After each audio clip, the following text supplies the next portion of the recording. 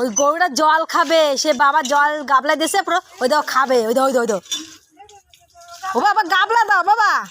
হা হা রে, কি ওর কি তৃষ্ণা পাইছে, দেখো দেখো দেখো কি তৃষ্ণা পাইছে ওর, দেখো ওই দাও বাবা গাবলা টাইনে নেয়।